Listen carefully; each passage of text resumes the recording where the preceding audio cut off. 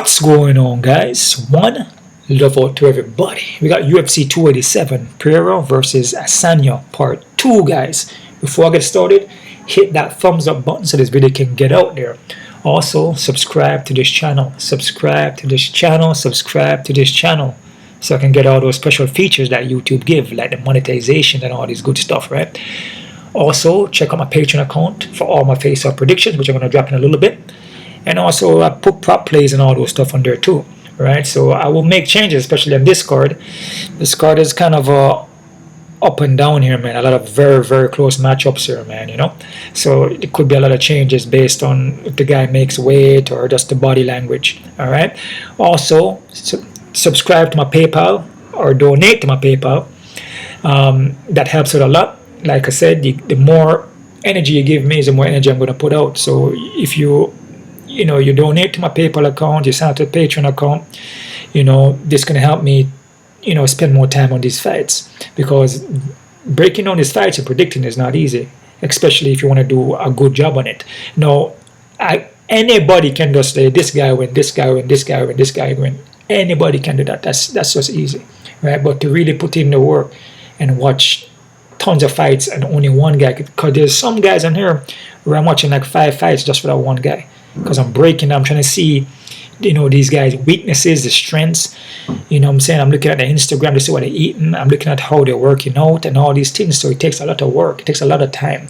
So the more you donate is the more energy I can give out, because it's the more time I can spend on the channel, right? Because then I have money coming in, so I can spend more time doing it, and I can put more effort into it, right? So I appreciate the donations, because like I said, the donations been coming in, but I'm just putting it out there.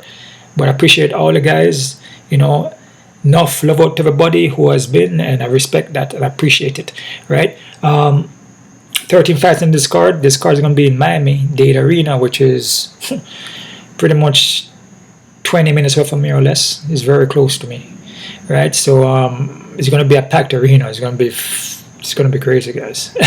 It's going to be freaking crazy, man. It's going to be crazy. All right, so that's all I'm going to say. Crazy card here. A lot of good matchups here. Obviously, Adesanya and Alex Pereira is going to be a rematch here. These guys fought in kickboxing back in the days. Adesanya lost him like 3 times already. 2 times in kickboxing, which one of those times was kind of a rip-off. I feel Adesanya won that. And then he lost in MMA, right? So a good card here. We got Jorge Masvidal, obviously, and we got Gilbert Burns, Rob Font, and Andre Yanez, Kevin Holland. We're going to knock this card out real quick. We're going to break it down the best way I can. I'm going to give my predictions the best way I can, like I always do. This card is, some fights are kind of up and down, guys. So it's going to be very close here, but I'm going to do the best I can, all right? Nothing guaranteed, but I'm going to give you the best I can, all right? First fight here, guys. We got Sam Hughes versus Jaqueline Amorim. Sam Hughes here is going to be the more experienced fighter here as far as MMA is concerned, right? She's tough, grindy, will push a heavy pace. She will look for the takedowns though, but her IQ is not the best, right? In my opinion. She can also get taken down too. She will walk you down though, but not cut you off. She spent a lot of time just following you around, but she's not trying to cut you off. So that's not good, especially with a person who knows how to move in that cage. And she throws a lot of volume, so she's very aggressive, a grinder, and push a heavy pace, right? Her striking is not bad. She's heavy with the hands, heavy with the kicks, then she can mix it up, right? Her opponent, though, Jaqueline. Jaqueline is a Pan-American. She competed in the Pan-Americans, right? In my opinion, for what I see, I'm impressed with her. She's a high-level BJJ black belt. She's high level, man. I mean, her ground game is pretty good, man. Her striking is... she can get flat-footed, and she can get a hit. And I believe there's a fight I saw of her where she got knocked down, right? But like I said, she seems to recover quick. She has a heavy overhand. I believe she has one by knockout, but the majority of her wins are by submission, right? And she's never went to a decision. So she's a finisher, but she's a first-round finisher. So she's never been out of that second round, man. Like I said, Sam Hughes is the more experienced fighter here, but the IQ is not really there. with Jaqueline, she got decent takedowns at times. I see single and double legs. Her wrestling not bad. Strong top game, ground and pound, coming out of American top team. The one in Coconut Creek. BJJ black belt. Like I said, I'm pretty impressed with her. And she has a good 3-inch of reach here, right? But a first round finisher. Now, problem with this fight here now, Sam is going to have the experience. She has fought tougher competition. Because you see the girls that Jaqueline has faced is really nobody, man. And she's just finishing in the first round, just arm bars and triangle choking them, right? Hughes has been through the fire, you know, she's been through the grind, you know, faced tough competition, right? So this is a tough one here, guys. I'm looking at this fight pretty similar to the Steven Peterson fight, when Steven Peterson fought that tall dude, I forgot his name, the tall kickboxer guy he fought. Let me see if I can go back here real quick and find that fight. Everybody thought that Steven Peterson would take him down and submit him, right? Possible.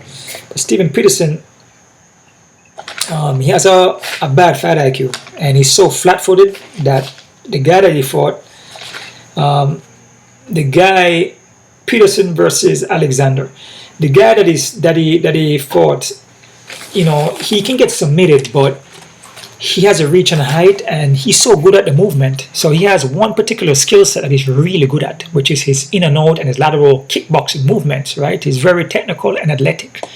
Steven Peterson doesn't have that, but Steven Peterson has the ground, and he's a little more well-rounded, but what the guy is good at, Steven Peterson comes not even close to that.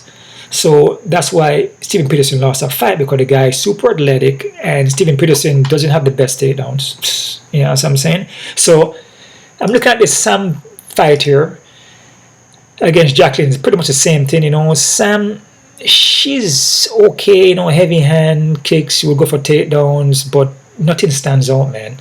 Just being honest, even though she's more experienced, and even though we look at Jaqueline, you know what I mean, she not really fought nobody really, but she has a strong base.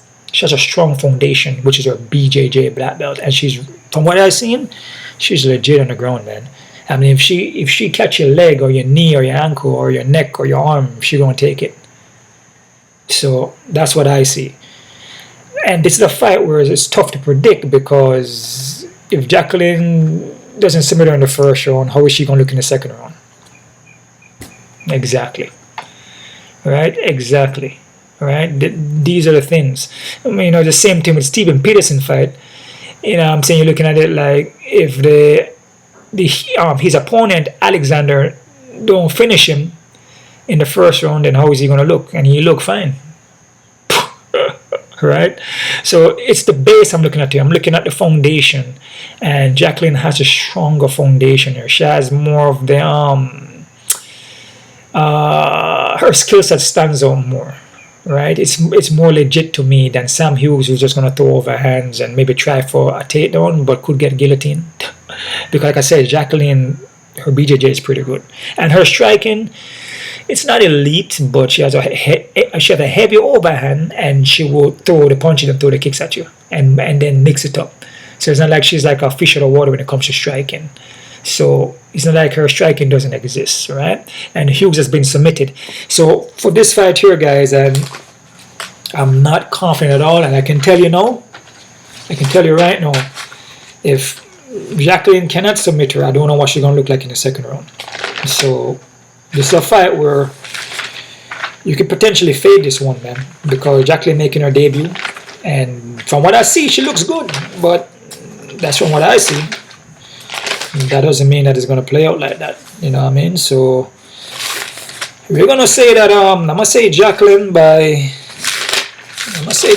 by first round submission, guys, but I'm not confident at all, and I have a question mark in it. 50-50 with a question mark, because Sam Hughes could get a decision win, or Sam Hughes could potentially knock her out. It's anything can happen here, guys, man. And we see this all the time. But I'm just basing this fight off more the foundation, and Jaqueline has a very strong foundation, and Hughes' foundation is not as strong as Jaqueline, in my opinion. She has Jaqueline has one thing that really stands out a lot, basically. It stands out, is like way more than what Sam Hughes could punch or kick or whatever doing, her technique in the Brazilian Jiu-Jitsu stands out way more. So Jaqueline by submission first round, not confident. You could fade this fight or you can go under. I can guarantee you that. Well, I don't know what the odds look like. I don't look at the odds, guys, and the reason why I don't look at the odds is because, even though I can look at it here, but the reason why I don't look at the odds because when I'm breaking down my fights, right, or doing my predictions, I want to pay attention to the guys alone, you know, just the skill set and what they do in the cage and the weaknesses and strengths. I don't want to be looking at the odds and going, oh man, she's too high, he is too low. I'm gonna go for him then, because it will mess you up like that. Because then you may have the winner and then you look at the odds and go, oh man, the odds are too low or too high, and you switch it. I don't want to be doing that. I want to stay real to my originals. And then I look at the odds afterwards, and then I make my face-off predictions. And most of the time, my face-off predictions may have a little bit to do with the odds, maybe, but not too much. It's more of the body language mostly, you know, and then what I feel from the guy. When I look at him, I can tell if he's nervous or not. But I don't want to base my fights just off of odds, because you get in trouble like that. You know what I mean? I want to base it just off the natural raw skills and the natural homework from watching the fights and looking how these guys work out and how they train, and any information I can get that's based on their skills. So I'm going to go with Jaqueline here. I'm going to say Jaqueline by submission first round. Not confident. 50-50 fight. Be careful. Next fighter, we got Steve Garcia versus Shayilan Nuerdanbieke. I think I pronounced that right. Garcia here, man, he's a pretty well-rounded guy, man. He's a skilled dude here. You know, he can take you down, got wrestling. Striking is not bad, but he can get hurt on the foot, though.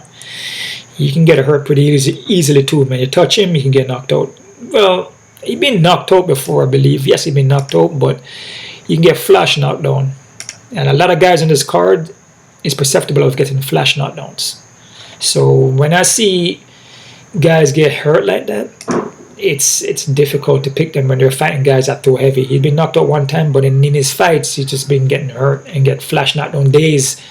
You know, against Charlie Antiveros, he was days. A lot of fights here, he got days in the fights, right? This Machete fight, he got finished. So, like I said, Garcia is not a bad fighter, but you know, he mostly looks for the knockout. He's gonna have the 4-inch reach and 4-inch of height, which is massive in this fight. He also can get submitted, and he can get put in bad positions. Against Pena, you know, he was getting takedown and control, man, the whole fight. The whole fight he was getting control. Pena was getting his back and almost submitted him by a rear naked choke. You know what I'm saying? So his opponent here, Nuerdanbieke, this guy is pretty aggressive, man. 10 by submissions, 19 by knockout. These guys a lot of freaking fights, dude. This guy's a super veteran. And a lot of finishes, man. This guy here is a phenom. He has mad power. He's fast. He's athletic, and his submissions are nasty. He can be wild with the shots, though. But this guy is in there, man. He's in it to win it, man. And like I said, he will look for the submission, and he also look for the knockout. He's been submitted 6 times, though. This fight here, man, against Garcia, man. You know, a guy like Nuerdanbieke could catch him with a punch and hurt him. Also, Nuerdanbieke can also get his back, which that's most likely may happen, you know. And if you see Pena getting Steven back, you know, I look at Nuerdanbieke, and Nuerdanbieke ground game, in my opinion, is way better than Pena's. So I'm liking Nuerdanbieke here. I'm going to say Shayilan Nuerdanbieke by submission in the first round, guys. And I'm going to say Nuerdanbieke 60% and Steven 40%. So I'm not too confident, but I feel Nuerdanbieke should get a win here. But you know, pay-per-view cards, guys. We see pay-per-view cards with a lot of upsets. And like I said, I don't know the odds here, but we see a lot of, you know, from what I'm picking, you know, we see it go the other way. That's just what it is on pay-per-view cards, man. A lot of freaking up and down, man. It's crazy. You guys, you think that it's definitely gonna win, and you know, he goes in there and loses, like easy. So let's see what happened. But I like Nuerdanbieke submission first round.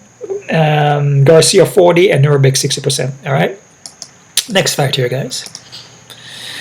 We have Cho Ojin versus Ignacio Bahamondes. Bahamas, ha ha ha! Welcome to Bahamas, guys. The island of palm trees and sunny D's and coconut water. Let's get it. All right, let's go. Okay, Trey Hodgen. Trey Hodgen was, I believe, was on the last card, but the fight got cancelled. He wants the ground, man. This guy has like 11 by submissions, man. He will move in and out with his strike. It's kind of have like a karate base to him, but throw that. He would throw that more. He would throw that Mawashi Gary with no setup. He throws a lot of leg. Actually, he throws a lot of kicks. You know, this guy throws a lot of kicks, but there's a but. He's hittable though, man. He's hittable, but he likes to throw kicks though, and he's there. His striking is not bad. He kind of handled the range and distance okay. You know what I'm saying? But he can get hit though. He can get touched up, right? His fight here against Daniel Zulober, that fight there, man. No, you can look at Ignacio and Daniel and say, man, these guys look pretty similar, and yeah, they pretty do. They actually do look kind of similar, you know, kind of possesses similar kind of striking skill set there. But problem with Daniel, that Daniel didn't let his hands go. That's the thing. Daniel never fought in that fight. He went in there and just looked at his opponent and got hit with kicks all day long. That's it. Ignacio though is gonna bring the fight though. This is a guy he's gonna bring the fight. This guy's gonna fight. All right. He has Ignacio here. Very technical striker. I like how he moves in there. Fights long. He handles reach and distances very well. He has 9 by KOTKO. This guy's a heavy hitter. A lot of combinations. Very technical in the foot. He can get submitted though, but I believe he's been working on his takedown defense, which we saw in his last fight. I believe he got a submission, and his takedown defense has gotten way better, and he's pulling off submission. I believe he got his first submission against Zhu Rong, right? This guy's gonna have a 3-inch of reach, which is massive. 4-inch of height. His jab is nasty. He keeps that jab on you. Keep that jab. And like I said, this guy's going to come to fight, man. This guy's a good prospect, man. Like I said, his takedown defense has improved massively, right? Trey Hodgen, he would go for takedown, but sometimes he kind of shies away from it and do like sloppy takedowns. And a guy like Ignacio, he don't want to do that because he can walk into a knee or even a guillotine. I'm liking Ignacio here, guys. Ignacio is going to bring the fight, man. This guy, he loses reach, his range, everything. And he lost to John Makhachev, which is a very close fight there. But John Makhachev is a very experienced kickboxer. This guy's like a taekwondo base, but he's like old school kickboxing, man. And the guys, the old school kickboxer guys, those guys are very deadly on the foot, man. Very skilled. Can't sleep on those guys, man. And he loses to that guy, even though he's the guy had a very, shorter guy with a very short reach. He should never lost to that guy, but experience plays a big factor, and John is very skilled. So he actually learned from that fight, and you can see how they look against Roosevelt Roberts. Spinning heel kick, he looks very good in that fight. And against Zhu Rong, he showed that his game is more well-rounded out. So I'm like Ignacio here, guys. I'm going to say Ignacio by decision. And I'm going to say Ignacio 70%. And I'm going to say Trey 30, right? Not super confident, but kind of in a kind of way. I mean, I don't... When I say confident in these fights, guys, man, anything can happen, man. But that's, I say confident, it's just possibility, right? But again, anything is possible because we don't know. The guy could be winning. Yeah, man, he's winning. And then going to the third round. Yeah, man, he's winning, man, and bam, that's it. He get knocked out. So all those rounds he was winning, he just got caught in a couple of minutes, seconds. He get caught, and the fight's over. Cause that's MMA for you. Anything is possible. Kick, punch, submission, takedowns. You can break your leg. You can break your arm, and you can't punch anymore. It's just anything can happen, man. But I'm gonna go with Ignacio. I'm gonna say Ignacio by decision. 70 Ignacio, 33. Next fight here, guys. We got Cynthia Calvillo versus Lupita Godinez. Lupita Godinez. Okay, sorry there, guys. Cynthia Calvillo here, man. I don't know what to say about this fight. Or I guess about Cynthia here. Yeah, seems to be, doing the same thing every single fight, I see. Four fight losing streak here, but she does the same thing. And she was a girl that used to be more aggressive with the takedowns and get them. She was more relentless with the takedowns. And I guess it all depends on the matchup too, on who you're fighting. Amanda Coopers, Joanna Wood, Paulalina Batello, you know what I'm saying, Courtney Casey. It all depends on the matchup too. You know, you can get, maybe she look good because of the matchups, you know, and those guys never really defend takedowns too well. So she probably shine. She would throw the hands, man, but it's just, I don't know, she just hasn't been looking good, man. And it's difficult to pick her because she keep doing the same thing over and over again. And she used to look for the submissions, but it's just not happening. So it seems more like a mental thing. You know what I mean? How is she going to look in this fight? I don't know. I mean, from what I've seen, it look like she's training, you know, but she's doing the same thing every single fight. And every single fight, she is training, and they come out doing the same thing. Her opponent here, Lupita. Lupita has a heavy wrestling game here, man. Grinder. She would look to throw the hands. She got heavy hands, but she can gas out though, man. And it depending on the camp, and if she taking a fight on short notice or she has a full camp, she could come in differently. I think she has a full camp for this one, man, because it's not short notice for her. It's a full camp. So it's a fight where she has a lot of time to prepare. So she should come in here a little better than all of her other fights, you know. Yeah, so it's just with Cynthia Calvillo, just 4-5 losing streak. She does the same thing over and over again. At least with Lupita, you know, she kind of up and down against Angelica Hill. Angelica Hill is a more relevant, I mean, not well, but she's a more skilled fighter here as far as the striking too. And Hill's takedown defense has gotten better, but again, it's just experience, man. And then Hill is still, you know, striking. You know, she's still got the tools to fire the punches and the kicks, and still looks good doing it. With Cynthia Calvillo, whatever she was good at, she ain't doing it no more, which is a takedown and submission. She take it down and submit you. Her striking never really stand out as much. So her ground game, you know, whatever she was good at, she ain't really doing it no more. So how is she going to win the fight? At least with Hill's still strike, and then her takedown defense has gotten better. So Hill has improved. Cynthia Calvillo is just declining. You know what I mean? So I have to go with Lupita here, guys. Even though, like I said, with Lupita, you know what I'm saying, Cynthia Calvillo is a more experienced, but she's declining. She's not improving. At least with Lupita, you know, depending on, you know, if she get full camp or not, she will shine. So I'm going with Lupita here. I'm going to say Lupita by decision.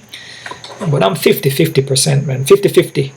Because, like I said, Lupita will drop the ball. And if Cynthia Calvillo is some way or another coming here and does something differently, you know, she could win the fight. But she hasn't been doing that. So, Lupita by decision, 50-50. Be careful. Karl Williams versus Chase Sherman. Karl Williams here is a short notice, man. I believe Sherman was supposed to fight Chris Barnett. That's right. Williams, for what I saw from his last fight, man, he looks pretty good, man. Very strong wrestling base on him. He will let the hands go, his kicks. But it's short notice, though. But he looks good, though, man. I like what I see from him against his last fight against Lucas. Right? Sherman, on the other hand, like I said, guys, I'm not here to disrespect any fighter. No respect to all the fighters, them. Regardless if you lose or win, it don't matter. If you're in here fighting, then you deserve to be in there. These guys put the work in, they make the weight, put their health in the line. You gotta respect that, man. I mean, dude, these guys are getting punched in the face, getting the jaws broken, getting their hands broken, getting concussions, dude. Getting their arms broken, legs broken. So the health is on the line, man. So, you know, enough respect out to the guys in that scenario. But with Sherman, though, man, he just, from his last fight I saw, man, he's super hittable. Take a lot of damage. You can get taken down. His last fight was just not good, man. It was not good, man. This fight IQ. This is a guy with a fight IQ. He's just epitome of a guy. If you want to see what a fight IQ, bad fight IQ is, Sherman. And like I said, it's not a disrespect. I'm just giving an example. I have to give examples of, if you want to see the epitome of a bad fight IQ, like what is a bad fight IQ? Sherman, man. He will keep walking towards you, punch in the face, punch in the face, punch in the face. And then the next round, walk towards you, punch in the face, punch in the face. Then he may throw one punch, then he continue doing punches. You know, he just takes a lot of damage. He doesn't. And then there's some fights where he may mix up a little bit more and throw leg kicks. I mean, will this be the fight? I don't know. But if he does throw the leg kicks, I can see Williams taking him down. Sherman Williams. I can see Williams taking, the guys Williams and the Sherman like the paint. That's kind of corny. But I can see Sherman taking him. I can see Williams taking him down though, man, and it's growing because with Sherman can get taken down too. He can get outstruck. He just is not the best fight IQ, and he just doesn't look good, man, in a lot of his fights, man. His last winner was against Gerard, and just pure losses, man. It just doesn't look good. And what I see from Williams, he may not have the experience like what Sherman have, but he has way better fight IQ. He has a fight IQ. And his takedowns are aggressive. He will suplex you and all type of things. And he's seems like his gas tank is good, but again, he's taking his fight on short notice though. So that's something to look at here. So you gotta be very, very careful with that. Sherman been knocked out 4 times. I'm gonna go with Williams here, guys, but I'm not confident. But I'm gonna give Williams like 60% here because Sherman is just, man. Sherman just doesn't look good, dude. I'm sorry, man, but I'm gonna go with Williams here. I'm gonna say Williams by decision, but I'm not confident. All right, because of the short notice too. You never know. Sherman could come in here and just start blasting leg kicks and just moving in and out and slipping punches and avoid taking a lot of damage. You never know, man. It's possible. Next factor, we got Gerald Meerschaert GM3 versus Joseph Pereira. GM3 here, man. This guy's a pretty good fighter, man. And people sleep on him a lot, and he just submits you. People sleep on him and he submit them, right? But yeah, man. People kind of would overlook him, like, I'm just gonna knock this guy out, and then they don't get a knockout, and they gas out, and they submit you by 27 submissions. This guy's have a lot of fucking submissions, dude. A lot of submissions, man. If this guy, if he locks in anything, it's over. Joseph, on the other hand, Joseph is a heavy striker here, man. Heavy overhands. A good. He seems like his wrestling is okay. He would go for double single, but he leaves his neck out there. Like I say, push takedown, heavy overhand. He will walk you down though, and just in the pocket. I think he cuts you off too when you're trying to land an overhand on your head. But what I see from GM3 though, GM3 been working on his defense a lot, so he's not really getting as hit as much or knocked out, and his striking has improved, man. So he's kind of like, he's measuring his distance in the range better, and he's not in the range, to where he can get knocked out or hurt. So he's doing a lot better with that. Against Bruno Silva, who's a heavy striker, he showed that he can hang with these heavy-handed guys and don't get knocked out and finish the fight. A guy like Bruno Silva has a lot of freaking knockouts. Dude, this guy's a heavy hitter, 19 by knockout, and he hang with him and actually knocked out Silva, because that's how he got the guillotine choke. He knocked him out and then submitted him. So Joel has improved, man. And a guy like Joseph here is not that experienced, coming from Contender Series. And yeah, he has a heavy overhand, but I feel that Joel should be able to do good here, man. And a guy like Gerald, he will actually drop the ball though, man. Gerald will drop the ball. I'm just being honest. GM3 will drop the ball though. But like I said, he has been showing improvement though in that department of not getting clipped and hurt on the foot as much. And his arm skills is still there to submit you. And he's even improving his knockouts. He's knocking people down, and his striking has gotten better. So I have to go with Gerald here, man. I feel Gerald is the more well-rounded guy here and the more technical experienced guy. So I'm going to go with Gerald here. I'm going to say Gerald by submission in the second round. But I'm not confident, guys, because of the fact that GM3, like I said, this is a guy that can get hurt. But it all depends on who's hurting him, though. You know what I'm saying? If it's like a guy like Kamazat. If it's a guy like Kamazat, Kamazat is a good prospect, man. Ian Hinshaw, Eric Anders, it's a split decision here, The Thiago Santos, these are experienced guys, but guys like Joseph, you should be able to get by Joseph. So I'm going to say GM3 by submission, second round, but it's 50-50 of the fact that GM3 could drop the ball. So 50-50, submission, second round. Not confident. Next factor, guys, we got Michelle Waterson versus Luana Pinheiro. This one here, man, is the next tricky one here, guys, because you see what we're seeing here now is a lot of veteran guys like GM3 facing guys that are not too experienced, and the guys them who are experienced, they can drop the ball. So Michelle Waterson can drop the ball, but a girl like Luna is skill. I feel she's skilled. A strong judo black belt base, and her wrestling is not bad. And like I said, with the judo comes her throws. So her throws are like automatic, man. It's, as soon as she touch you, it's kind of like a run. It's kind of like a run. It's kind of like what Ronda Rousey would do. You know, she's already throwing you, right? Michelle Waterson here, Taekwondo base here. She's been pushing her wrestling a lot though, and most of her wins are by submission. So she will go for that throw too, for that head-in throw. She'll grab your neck and then throw you over. She actually loves that, and you know, she look for submissions from there.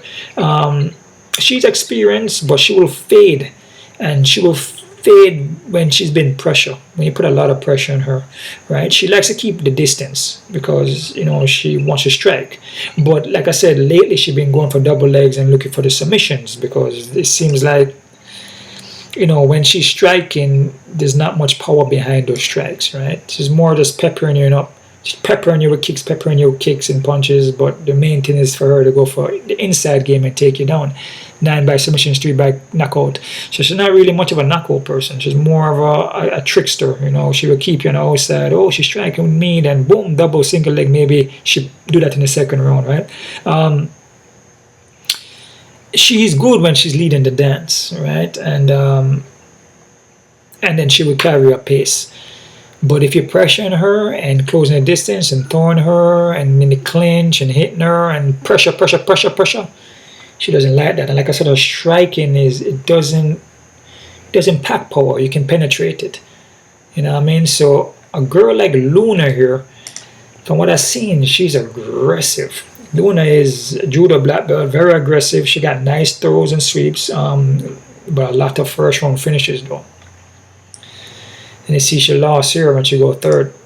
She won this one when she go third though, but and against Sam Hughes she went to third, but she was looking faded in that third round. And then Ronda Marcus was a disqualification by illegal upkick, which she kind of looked tired in that fight too, but she was a person on top. It seems like she will gas out though against a particular fighter if they're putting that heavy pace on her. But she's aggressive though, man. Her throws, like I said, is automatic. As she touch you, you're flying. Like it's non-telegraph. Like you can't, like you don't even know when she's gonna do it. As soon as she closes the distance, boom, you're already over. And she got many different kind of throws she does. I think I see she do like 3 different type of throws and sweeps. But sometimes she fights in spurts though. So she'll be chilling, and then all of a sudden she step in and bam, bam, bam, like a whole bunch of punching combination at one time. But man, at times it seemed like she faded and she doesn't really carry a good pace. But against somebody like Waterson though, Waterson is not really a pressure fighter. She likes to be on the outside and she likes to give the opponent space. So a Sam Hughes fight is a more of a dangerous fight for Luna than a Michelle Waterson in my opinion, because Sam Hughes is going to walk her down. Ronda Marcus was pressuring the hell out of her. So Michelle Waterson is not really that pressure fighter because she don't really throw down like that. You understand? So the person that's going to be more dominant in my opinion is Luna. But again, Michelle got the experience. And Luna is a brown belt in BJJ also. So the ground is not even like a problem for her. And plus the judo, you know, a black belt in judo. So it shouldn't be a problem for her. So I'm going to go with Luna here, guys. I'm going to say Luna by submission in the first round, but I'm not confident because this is one of these fights. I'm about to talk about the women fights. You know, there's sometimes, you know, it goes the other way. You know what I mean? It's just they tend to drop the ball. You know, Michelle Waterson, you know, could get a split decision here. You know, if Michelle Waterson coming here with, I guess, a more aggressive forward pressure, but I don't really see that from her. And if she does go aggressive, she's going to get thrown. She's going to get thrown and she's going to get countered. And Luna, in my opinion, hits harder. Luna is more precise with the boxing. Michelle Waterson is going to have the kicks, but again, her kicks is more to keep you at distance. The side kicks, it doesn't really pack. She doesn't really pack the power in those kicks. You know what I mean? You know what I mean? But side kicks do pack power, but her particular technique is just not packing in the power. So I'm liking Luna here, and I'm going to say Luna by submission the first round, but I'm not confident, guys. Be careful with this one. This is one that could go to Michelle Waterson, in my opinion, so be careful. If it goes judges, if but Michelle Watterson has to come in here aggressive and push a forward pressure like all 3 rounds. I just never really see her do that. So Luna by submission first. Next fight here, guys, we got Kevin Gastelum versus Chris Curtis. Kevin Gastelum here, guys. Pretty light on the feet, man. He's pretty well rounded guy. Has a wrestling base on him there. That's a strong point. But his boxing is not bad. Let me see here. But he can get flat-footed though. So you could see him get flat-footed mostly in the 3rd round, maybe the end of the 2nd round. You see him get kind of flat-footed there. But he bring the fight though, man. This guy, Kevin Gastelum, is here to fight, and he's a veteran. He, I believe, was a Ultimate Fighter winner. He was a tough winner, right? Yeah. Yeah, it was tough winner, season 17. Man, this is our next tough one here, guys. Sometimes Kevin Gastelum, man, he doesn't show up, man. It just depends. He doesn't really show. You just don't know what you're going to get with Kevin Gastelum, man. Chris Curtis here was a very well-rounded guy, and he's a very, very experienced guy, man. In my opinion, yeah, you know, Kevin Gastelum is in the UFC, whatever, but as far as, like, fights, like, freaking Curtis, man, has a lot of super experienced guy, man. Heavy boxing base, so he shows up a lot. Kind of stationary, like, he doesn't really move as well. He doesn't really move as much. I shouldn't say he doesn't move as well, but he doesn't really move his foot as well because he kind of walk forward on you, but it's kind of flat. I feel like Kevin Gastelum is going to have more of the bounce in this fight. But his power, though, if he catches you, man, he can knock you out, and he counter strikes. He's going to have a 4-inch reach in this fight. What I see with Gastelum against is Gastelum's last fight here, when he fought Gerald Cannonier, is that he was getting touched up in that fight, and he also got hurt in that fight twice. I believe he got knocked down. I believe a 5-round fight. I believe he got knocked down. I want to say 2nd and 3rd round, I believe. But Gastelum been getting knocked down, but not finished. And Gastelum has never been finished. A guy like Curtis, man, Curtis pack power, man. Kevin Gastelum does play that game when he's in the pocket in boxing. I just feel like that's going to favor Curtis. You know what I'm saying? So I'm kind of liking Curtis here, guys, but I'm not confident in this one. And I'm gonna say Curtis by KOTK in the 3rd round. And I say Gastelum has never been knocked out, but he's been knocked down though. And if you get knocked down and flash knockdowns, well, the knockout is close. You know, you're gonna get knocked down one more time, and you're not gonna get up, and that's it. That's part of the game. So I must say Curtis by KOTK in the 3rd round, but I'm not confident. It's 50-50 for me, and be careful with this one because Kevin Gastelum, you know, being light on the foot, and we see with Chris Curtis, when he's fighting guys that move around a lot, he doesn't do too well. When he fought Jack Meerschaert, just doesn't do well because he's more of a boxing kind of heavy, kind of shell defense. You know what I'm saying? The Philly shell kind of style and kind of roll with punches, you know. A guy like Gastelum, if he's able to can keep that pace and pop, touch him up. You know, we saw Joaquin Buckley was doing that. Didn't work out too well. Like, he got caught. Like I said, Curtis is a pretty smart fighter, man. And he sees openings, and his hands are nasty. So, KOTK 3rd round, Curtis. Next fight here, guys. We got Raul Rosas Jr. versus Christina Rodriguez. Damn, these fights are kind of close, guys. Ross here, strong wrestling base on him. This guy's a good prospect, man. Young kid, I believe he's 18 or 19. He would look for the submissions, though. I mean, that's mostly what he likes there, right?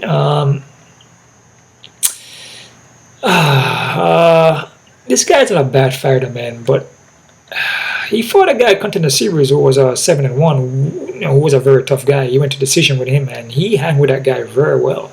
He was, you know, the guy was basically had his back and had him in like half guard, and he reversed the fight and looked pretty good. He shows that he can hang, you know, with a guy that's 7-1, you know. And I said this Manda Gutierrez is not a bad fighter here. His opponent, though, Rodriguez, though, man. Rodriguez is a good prospect, though, man. And this guy's pretty well-rounded guy, man. He has the ground. His striking is not bad. But against Jonathan Pierce, we see him got control in that fight. And Jonathan Pierce had his back and taking him down. It didn't look good in that fight. Now, if this is a fight where Rodriguez could come in here and knock out Raul, that's possible. That's possible, man. You know, Raul striking it's still in the works, but his submission game, his takedowns is his thing. And if he can able to control Rodriguez, then, you know, he could look like a Jonathan Pierce kind of fight here. But it's a fight here, guys, where, you know, experience from Cristiano Rodriguez could play a huge factor here.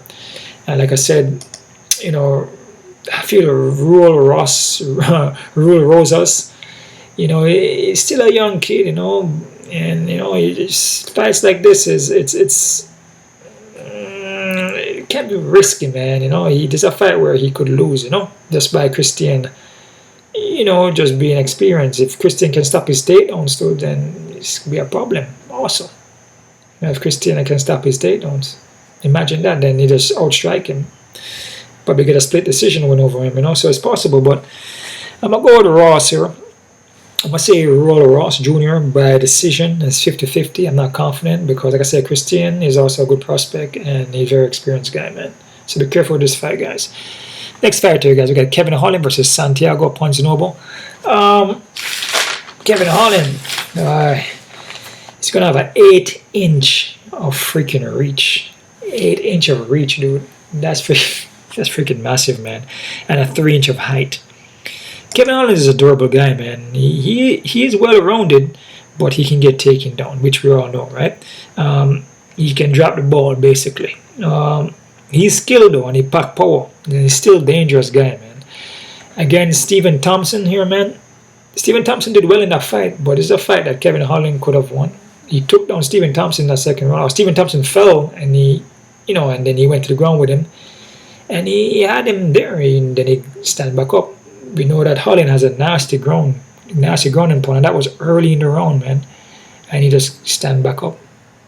And then let Stephen Thompson stand back up. So that was an opportunity for him to make a change or do some damage in the fight, but he didn't.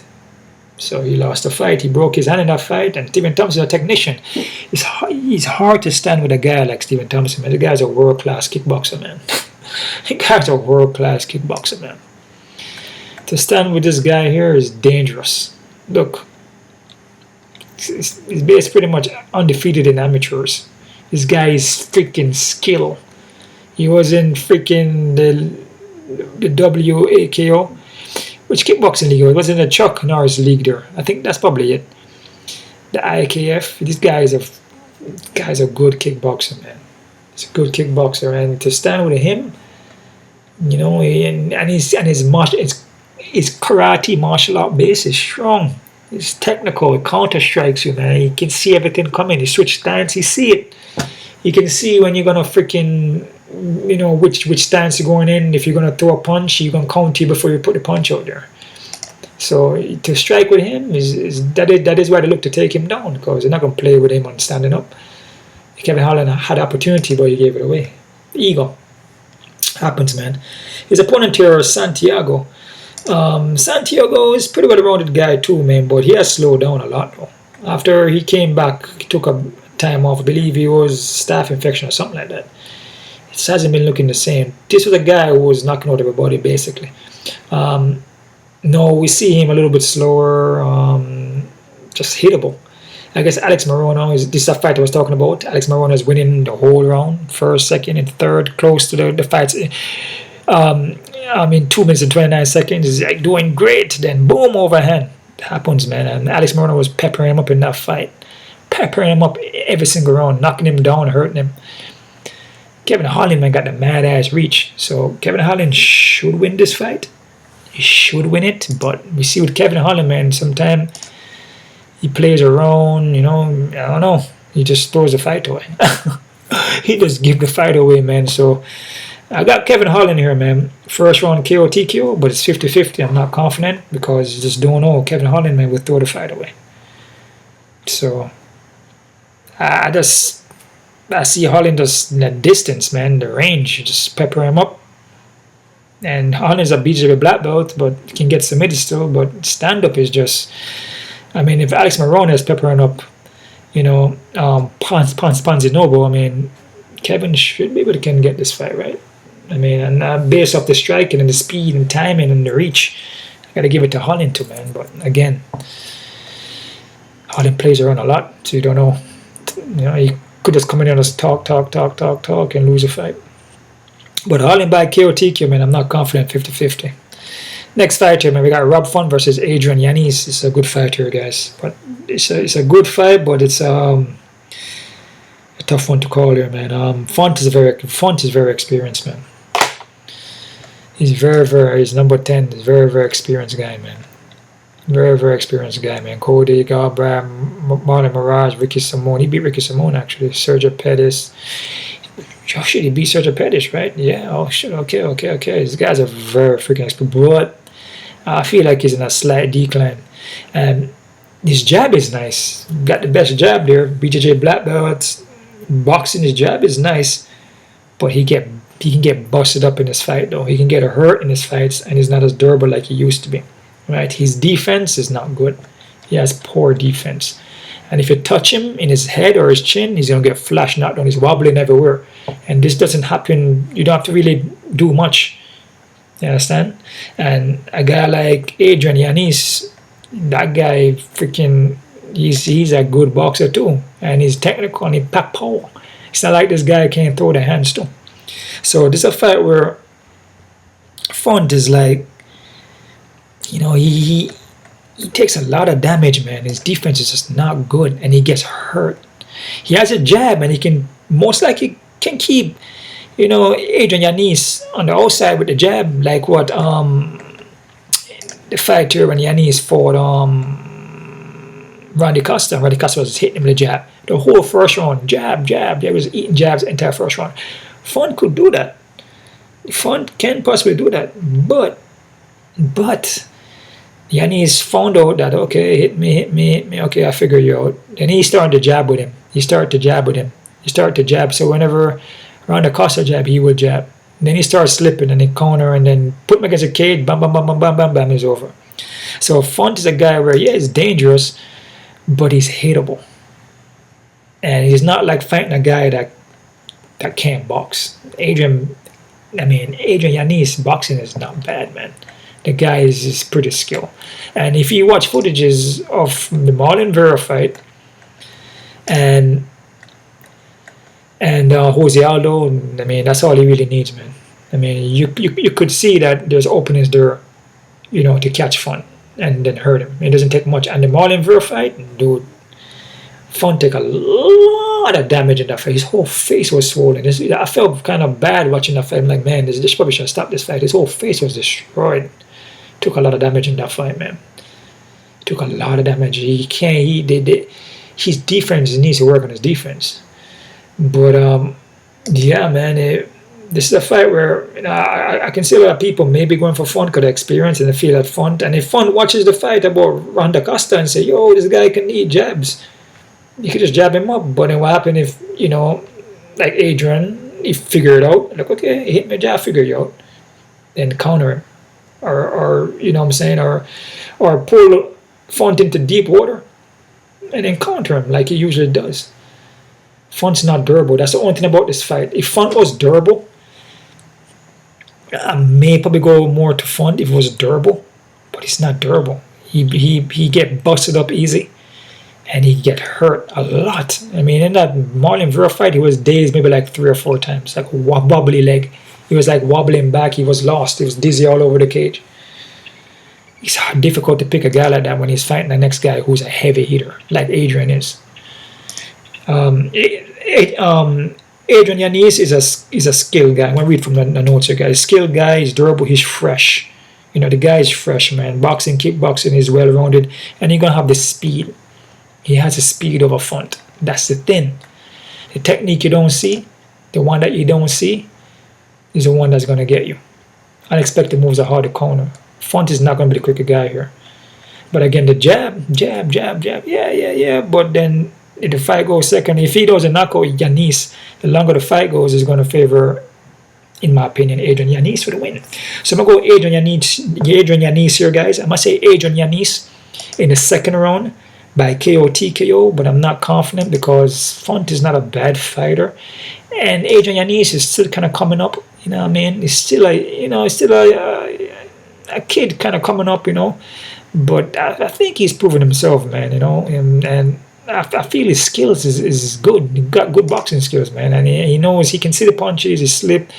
What I'm saying? Sometimes he may need to figure out things a little bit, but he should be able to figure it out in the first round now because he's already been in it, when he fought Acosta, right? So I'm going to go with Adrian Yanez. I'm going to say Adrian Yanez, KOTKO in the second round, guys. I'm not confident, 50-50, man, just for the experience of a front, right? Next fight here, guys, we got co-main. We got Gilbert Burns versus Jorge Masvidal. Man, Gilbert Burns here, man. Burns has improved a lot, man. He's very well rounded guy, BJJ black belt. Striking wasn't on point back in the days, and he would get hurt on the foot. Now his striking is looking pretty decent. Yeah, that's basically it. BJJ black belt is good on the ground, man. And you can see with Stephen Thompson, Stephen Thompson is a good ass striker, but what he did with Stephen Thompson, he took him down, man. He played that game. He's not going to stand with Stephen Thompson. He's not going to do that. And if he did stand with Stephen Thompson, Thompson would have beat him. Does Jorge possess the striking like Stephen Thompson have? No, it's a different kind of striking. Jorge is more of a dog. You know what I'm saying? I'm not saying he can't throw kicks and counter strike, but he's more of a dog. He's more of a brawler kind of sense, but more technical brawler, right? Jorge Masvidal, he got the skills, man.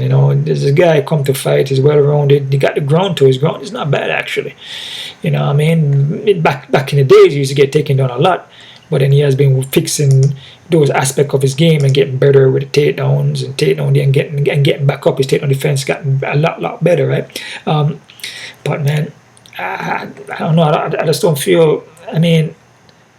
With Jorge Masvidal, he talks a good game, he come here to fight, man. The guy gonna come to fight, man. He gonna come to fight, man. But I just feel Burns is a little more hungry. That's just my thing. I think Jorge Masvidal is like, money is money, I guess. A lot of these guys are, when they're in the sport, like Conor McGregor, when they start making those figures, it's like, yeah, they want to fight still, but not as hungry, It's not like they have to fight anymore. You know what I mean? A guy like Gilbert Burns, he wants championship. He wants to make those figures, because he's not there yet. So there's a more hungry guy here, man. Not saying that Jorge Masvidal can connect and knock him out. I'm not saying that, no. Right? So anything is possible. But I'm gonna go with Gilbert Burns here, guys. And I'm gonna say Gilbert Burns by decision. And I'm gonna say Burns 70% and Jorge Masvidal 30%.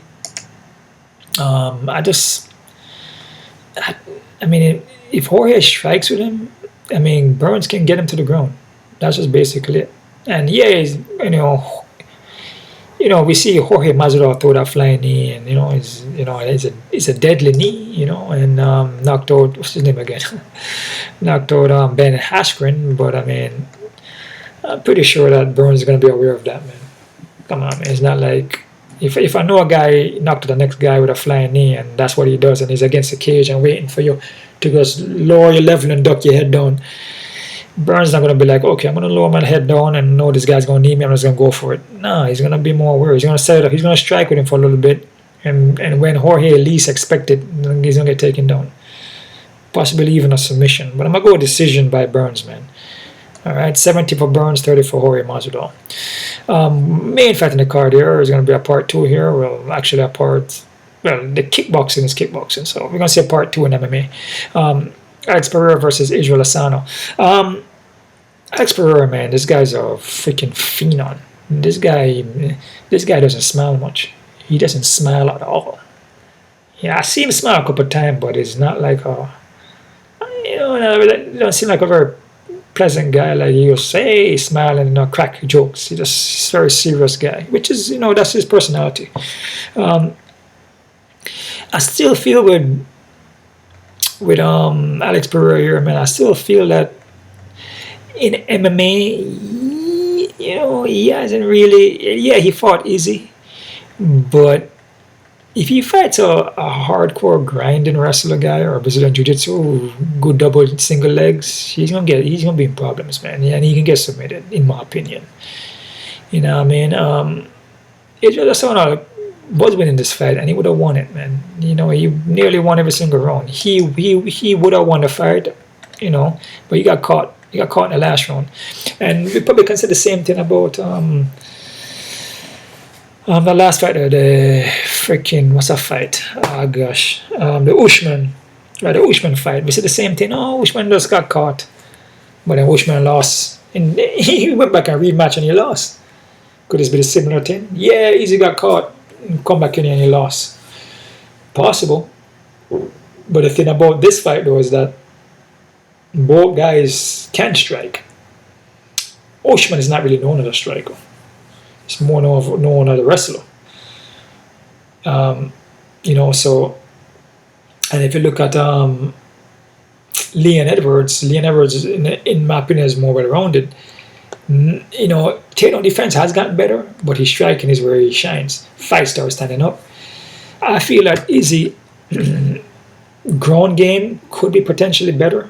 His wrestling could be better here, but still a tough one to call here, guys. It's still a tough one to call here, man. Still a tough one to call because then the power from Alex is just changes everything, you know. If he connects with that one punch, man, it's just over. You know, the power from him is just can erase everything. You know, Easy could be winning like we see. You know, he's winning the fight. You know, looking good. Then he just stand in one corner and stand there and just and then just free, like it looked like he froze up, and then he got hit. The thing about that fight in that fifth round, he wasn't moving anymore, and that's the issue.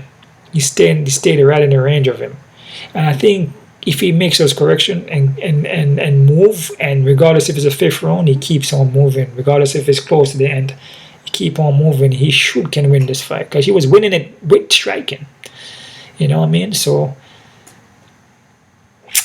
I mean, we have to see what happened here, but I must slightly lean to Israel Adesanya here.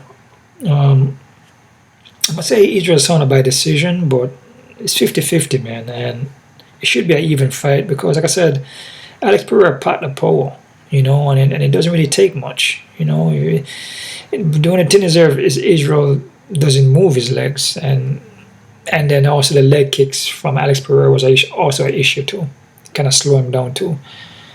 But if Israel kept moving in that fifth round, you know, he actually would have won the fight. So, I mean, let's see what happened here. You just have to keep moving. I think he knows what he did wrong in this fight. So he stopped moving and he was against the cage, and then kind of like sat there, you know. And a guy like Alex, who's a heavy hitter, he can't stay in front of that guy like that. That guy packed mad power, man. That guy is freaking athletic, pack mad power, and you can sit in front of him like that. Nah, man. Even if you're slipping, bob and weave and duck, you can duck and weave and bob and slip every single punch.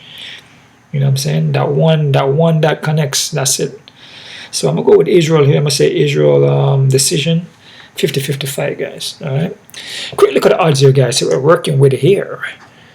Quick look at the odds. Crazy odds now, huh? Let's see what kind of odds they got here, man. Oh, man. Jaqueline is -275. Crap. That's super high, guy. That's a high odds odd right there, man. And the reason why I say it's high because even though her foundation, like I said, her base is strong, BJJ black belt, she has a very strong base, but it shouldn't be that freaking high, man. Hughes is more experienced, man. And, you know, faced up a competition with Jaqueline here, he ain't really faced nobody, man, to make her so high. So it's very questionable when you look at this, you know. You have to be careful with this one, guys. Like I said, you could fade this one and go Hughes, or you can just fade the whole fight. Just fade the whole thing, you know what I mean? I have Jaqueline winning, but at 270 something, man. Probably don't want to mess around with that too much, guys. All right. Shayilan and Steve. Shayilan is 185, 200. I don't really see nothing wrong with that too much because with Stevie, he can get hurt in the foot, and this is takedown defense. He can get taken down, and Shayilan is a nasty on the ground. His submission game is nasty. So I don't really see nothing wrong with this, man.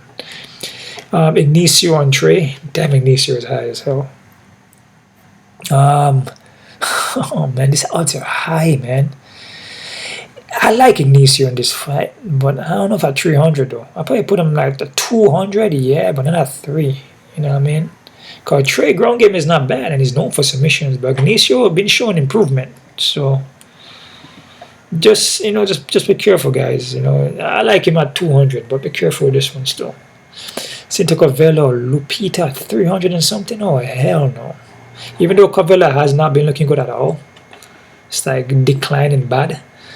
And Lupita just, she will drop the ball too, man. So her at 300, hell no. You can pretty much fade this one too, man. I mean, this fight to me is a freaking even fight. Like I said, 50-50, man.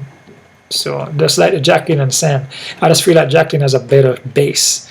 That doesn't mean she's gonna win though, because again, Sam Hughes has the cage experience and the experience fighting tougher competition, and Jaqueline is a first round finisher. You don't know what she looked like in the second. Will she get tired? Will she gas out? Can't she submit Sam Hughes in the first round? That is what I have, but that doesn't mean that's gonna happen though. Anything is possible. Yeah, so this Lupita and Calvillo, hell no. Be careful with this one, man. Be careful with this one, really. Chase Sherman and Karl Williams, 400 and something. I mean, I could see where they're going with this one. I can see where they're going with this one, man. In a kind of way, I don't disagree, really, but I still be careful. I do feel Williams is going to win this fight, but still be careful, though, man. Gerald Meerschaert is an underdog? Holy crap. And Joe is 200? Yikes. I got Gerald Meerschaert in this one, though, man, but I can see what they're seeing here. I mean, Joe come over the top with that overhand knockout punch and catches him. But Gerald been fighting guys who hit harder than Joe, or supposedly hit harder than Joe, and Gerald been knocking them down and submitting them. So I don't know where they're going with this. But I like Gerald Meerschaert. But if it's anything, this is an even fight, like I told you, because Gerald can drop the ball. But to me, it's 50-50. But I got Gerald Meerschaert. Luna and Michelle. Damn, I got Luna as favorite too. This fight is an even fight, guys. Even though Michelle Watterson doesn't really push that heavy pace, and she's not really a heavy knockout puncher like that, and she's gonna more want to go takedown. And Luna got that good judo base and a BJJ brown belt. I just feel like she can submit Michelle here. And Michelle can also submit Luna too. There's a risky one here, man. But like I said, man, when it comes to the women fights, man, they sometimes drop the ball here, man. So we can see Michelle Watterson possibly getting a split decision here. So be very careful, man. If Luna can't carry this fight and she start getting tired, and Michelle Watterson getting takedowns, so all of a sudden Michelle Watterson is just taking her down, and Luna can't stop takedowns for some other reasons why. I don't know. It happens. Then Luna could lose, and Michelle possibly pull off a split. So when you see odds like this, be very careful. Like that's why I say a 50-50. I'm not confident in this one. Chris Curtis and Kevin Gastelum. Gastelum was a little bit favorite here, not that high. I like Chris Curtis though. I can see why. Kevin Gastelum light in the foot. He could have the speed advantage here. You know what I mean? But Chris Curtis, that guy boxing is pretty sharp, man. And Kevin Gastelum doesn't really go for takedowns, but Chris Curtis has 100% takedown defense. His takedown defense is pretty good, man. Yeah, this fight to me, I believe I had this fight 50-50 because of the lightness, the way how Gastelum fights. He keeps it real light and he moves around. He moves around at times, but sometimes he does get flat.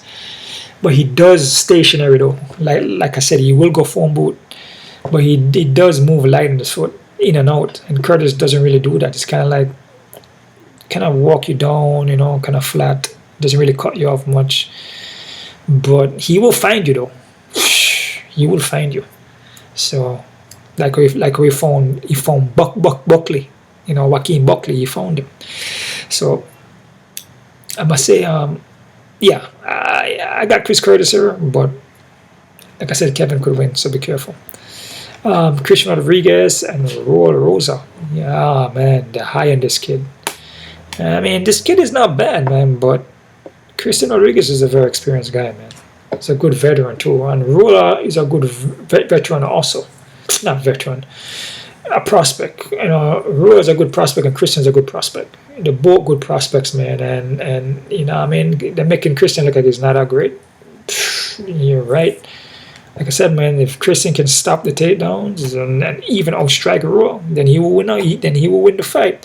So odds like this, I'd be very careful, man. This is a very close fight, in my opinion. Rua shouldn't be this high of a favorite, guys. Very careful, man.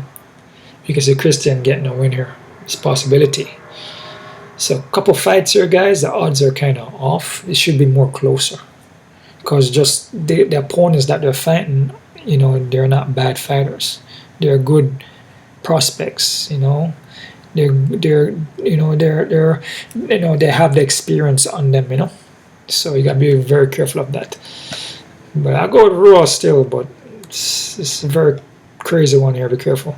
Holland 250 and Santiago plus 200. Man, with Kevin Holland, man, you gotta be careful, man. Like I said, the guy will drop the ball. You know, he should win this fight, but I wouldn't have him so high up. But he should win the fight, though. The reach advantage, his speed, his timing, his striking. He should be able to outstrike Santiago. Santiago hasn't been looking that great. He's going to be the slower fighter, man. But the odds, be careful, man. Adrian Yanez from front. Adrian Yanez 190, 180. I say this fight's even, guys. Just the fact that Font has that jab, and he's pretty good with the jab, and his boxing is not bad either. But the only thing that make me go for Yanez is just Font's durability. And he can't handle a shot, and he gets hurt on the foot. And Yanez can box. So if Yanez just connect, that's it. That's it. So to me, it's an even fight, right? Gilbert Burns and Jorge Masvidal. Burns 140, 450. I really don't disagree with that, man. I feel Burns should win this fight, to be honest with you. But don't count out Jorge, though. I mean, Jorge isn't a bad fighter, though, man. But Burns just has more ways of winning, you know. I feel. And his striking has gotten better. He has improved. Jorge Masvidal, he has improved his takedown defense, but it's pretty much, you know, he can come in there and strike with you. He may get a little brawl here and there, but you know what I mean? It's pretty much what we said. Yeah, it's like we've seen it already. You know what I mean? So I must say, I kind of don't like. I don't really disagree with the odds on this one here. All right, and that fight there, easy. If Israel is what? Israel is favorite. Okay, am I right? Yeah, negative 135, but it's kind of even 135. Yeah. Oh, near. Okay, it's near even, right? Yeah, I don't disagree with that, because if I can go either way, man. If Easy freaking, I don't know, like go back in there and do the same thing and just stand in front of Alex. He can't stand in front of Alex. Israel cannot stand in front of this guy, man. That's basically it. It's either he's going to take him down, or he's going to use his reach and range and jab him up and move around, pick his shots, like what he was doing in the first MMA fight. Then he will win. But as soon as he stops and just sit there, and then it's not going to be good for him. So even fight, I don't disagree. All right, so this odds here, guys, are kind of sticky, man. Some of the fights them you got to be careful of. Yanez and Font, got to be careful of that, because Font is a very experienced guy, man, and Yanez hasn't really faced those guys. So that's what you got to give Font the edge there, man. But it's just that Font can take a hit, and he's not durable, and he's hittable. Kevin Holland and Ponzinovo, I mean, you know what's up with Kevin Holland, so you got to play your own risk for that one. Christian and Raul, both are good prospects, man. So it's an even fight. Curtis and Gastelum is kind of a close fight. You know, I can see how Kevin Gastelum could edge it, but I'm liking Curtis. Luna and Michelle, same thing. You know, Michelle Watterson has the experience, and we see Luna went to third round, but she was looking tired in that third round. You know what I mean? So gotta be careful. GM3 is an underdog, and Joe is a huge favorite like this. I like Gerald, but play at your own risk. Chase and Carl, I can see why Carl has that. Cynthia Cavallo and Lupita 300. They be freaking Careful with this one. Ignacio and Trey. I'm liking Ignacio. Shayilan and Steve. I'm liking Shayilan here. Jaqueline and Sam Hughes, the same exact thing, man. You know, Jaqueline hasn't really faced anybody. Strong base, but no face, nobody. And Sam has that experience in MMA. So careful. That's about it there, guys. I'm gonna throw up my face-off predictions on my Patreon account and watch the face-offs and everything. And I watch also the embedded and everything, guys. I've been keeping up with everything. So this card here, guys, it could be upsets, man. It could be underdogs coming in here. So I believe I have like 2 or 3 underdogs here. But like I said, it could be more than that. Or could be none. You just never know. It's hardly see, you know, a card with all favorites. Hardly. But I do have it, though. You know, most cards you may see 3 or 4 dogs, sometimes 5, sometimes even more. And, you know, the dogs here, you know, it could be Watterson could be a dog. Gerald Meerschaert, which is a dog. Sitoko Vela could be a dog here. Sam Hughes would be a dog. I mean, there's just Rob Font. It could be a massive dog here because, like I said, both guys can box. And Font got experience and Font can box, but just durability is difficult. You know what I mean? Even Jorge Masvidal could be a dog here fighting in Miami, his hometown. King of Miami. 305. Throw those 305s up, man. You know what I mean? So, all about everybody, guys. Subscribe to my channel. Check out my Patreon account. Subscribe to my Patreon account, man. Because, like I said, those face-offs, those face-off predictions be hitting. Those cards have been, those single fights and props are hitting, man. So sign up to that, guys. And also donate to my PayPal account, man. A little $10 here, a little $5. A little 305. A little 305, you know what I mean? A little 305, son.